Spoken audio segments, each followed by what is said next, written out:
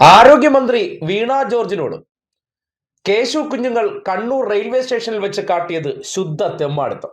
Vandanam medical കോളേജിൽ ഒരു ഡോക്ടറിന്റെ ഭാഗത്ത് നിന്ന് പറ്റിയ പിഴവിന് നടപടിയെടുത്തതിന് ശേഷവും അവർ കണ്ണൂർ ജില്ലയിലെ സ്വകാര്യ പരിപാടിയിൽ പങ്കെടുത്തതിന് ശേഷം മടങ്ങുമ്പോഴാണ് കണ്ണൂർ റെയിൽവേ സ്റ്റേഷനിൽ വെച്ച് കേശു കുഞ്ഞുങ്ങൾ മാധ്യമങ്ങളെ മുൻകൂട്ടി അറിയിച്ച് വിളിച്ചു വരുത്തി അവരുമായി ഗൂഢാലോചന നടത്തി മന്ത്രി വീണ ജോർജിന് നേരെ ആക്രമണം അഴിച്ചുവിട്ടത്. ദൃശ്യം നോക്കി.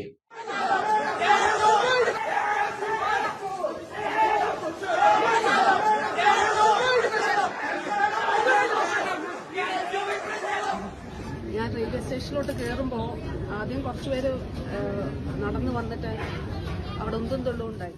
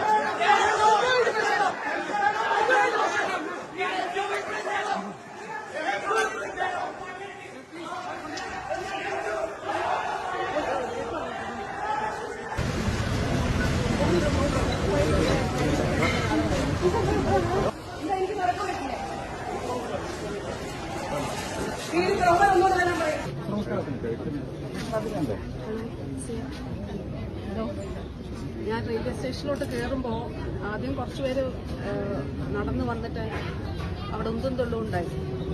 എനിക്കിപ്പോ പക്ഷെ ഞാൻ നടന്നു വന്നപ്പോ എനിക്ക് കഴുത്താണ് അത് രണ്ട് വിഭാഗക്കാർ വന്നു. അപ്പൊ അത് കഴിഞ്ഞിട്ട് ഞാൻ ഇപ്പുറത്ത് നടന്നു വരുമ്പോഴാണ് എനിക്ക് കഴുത്തിന്റെ ഇവിടെ നല്ല പെയിൻ ഉണ്ട്. അഡ്മിഷൻ ഹോസ്പിറ്റലിലേക്ക് പോട്ടെ. ശരി ശരി. ഞാൻ കേൾക്കാൻ റെയിൽവേ സ്റ്റേഷനിലാണ്.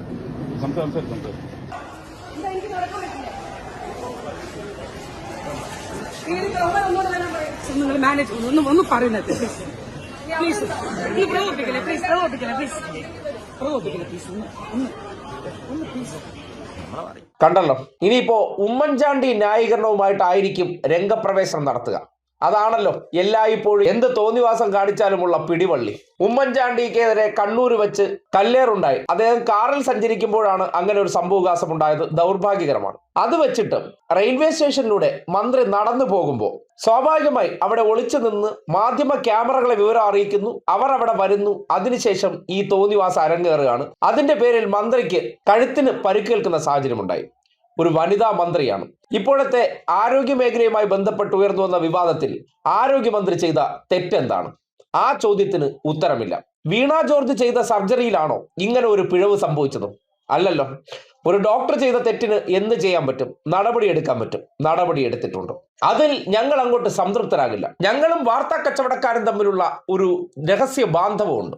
ആ ബാന്ധവത്തിന്റെ അടിസ്ഥാനത്തിൽ വാർത്ത സൃഷ്ടിക്കാനും അതിനോടൊപ്പം വ്യക്തികൾക്ക് മൈലേജ് ഉണ്ടാക്കാനും കാട്ടിയ തെമ്മാടിത്തമാണ് ഈ രക്ഷാപ്രവർത്തന പരിപാടി എന്ന് ഇവർ ഓമന പേരിട്ട് വിളിക്കുന്നുണ്ട്. അതേ രക്ഷാപ്രവർത്തനത്തിന് കേശു കുഞ്ഞുങ്ങൾ വല്ലാതെ നിർബന്ധിക്കുകയാണ്. കാര്യം, നേരത്തെ പ്രതിഷേധമെന്ന പേരിൽ മുഖ്യമന്ത്രി വിമാനത്തിൽ സഞ്ചരിക്കുമ്പോൾ പോലും അവിടെ ക്യാമറയുമായി കയറി ശുദ്ധ തെമ്മാടിത്തം കാണിച്ചത് നമ്മൾ കണ്ടതാണ്.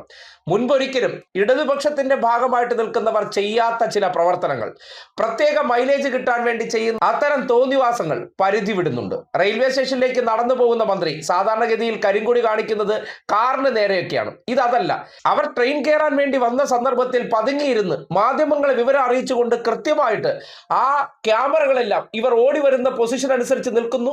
ആ കരിങ്കൊടി പോലീസുകാർക്കിടയിലൂടെ നീട്ടിയ കൈ നേരെ വീണ ജോർജിന്റെ കഴുത്തിൽ പതിച്ചു എന്നാണ് പറയപ്പെടുന്നത്. എന്തായാലും ചില തോന്നിവാസങ്ങൾ അരങ്ങേറിയാൽ പിന്നെ വിട്ടുവീഴ്ചയുടെ കാര്യമില്ല. രക്ഷാപ്രവർത്തനങ്ങൾ കുറച്ചുകൂടി കാര്യക്ഷമമാക്കാനായിട്ട് നിർബന്ധിക്കുകയാണ്.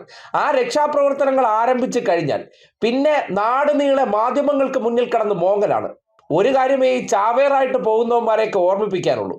ഈ പറയുന്ന കോൺഗ്രസ്സുകാർ ഒരുത്തരെയും സംരക്ഷിക്കുമെന്നുള്ള പ്രതീക്ഷയൊന്നും വേണ്ട. ആകെ എന്തെങ്കിലും ഇതിനൊക്കെ ചില രക്ഷാപ്രവർത്തനങ്ങൾ ഉണ്ടായാൽ വച്ചണത്താൻ അവന്റെ വീട്ടുകാർ മാത്രമേ കാണുള്ളൂ. കോൺഗ്രസ്സുകാരെന്ന് പറഞ്ഞാൽ അമിത ധൈര്യം തന്ന് എസ്കേപ്പായി പോണ ടീംസ് ആണെന്നും മുൻപ് ഇരയാക്കപ്പെട്ട പലയിടത്തും പോയി അന്വേഷിച്ചാൽ നിങ്ങൾക്കറിയാൻ കഴിയും. അതുകൊണ്ട് ആവേശം തന്ന് ഈ തോന്നിവാസം കാണിച്ചവർ അവർക്കങ്ങനെ ഒരു സ്ത്രീയുടെ ദേഹത്ത് കയ്യേറ്റം ചെയ്തതിനു ശേഷം അങ്ങ് വെറുതെ പോകാമെന്നൊന്നും കരുതണ്ട. അതിൻ്റെതായിട്ടുള്ള ബുദ്ധിമുട്ടുകൾ ഉണ്ടാകും. കാര്യം പ്രതിഷേധിക്കേണ്ട എന്നൊന്നും ആരും പറയില്ല. പക്ഷേ പ്രതിഷേധം എന്ന പേരിൽ മാധ്യമങ്ങളെയും വിളിച്ചു നിർത്തി തോന്നിവാസം കാട്ടരുത്. നേരത്തെ നവകേരള ബസ്സിൽ ഇതുപോലെ 24-ലെ ഒരു വനിതാ മാധ്യമ പ്രവർത്തകയുടെ ക്യാമറയെല്ലാം സെറ്റ് ചെയ്തിട്ട് അതിന്റെ മുന്നിൽ ഷൂ എറിഞ്ഞ ഒരു ചരിത്രം നമ്മൾ കണ്ടതാണ്.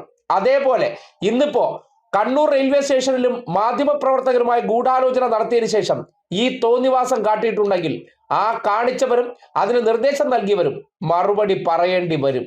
ഒരു സംശയവും വേണ്ട.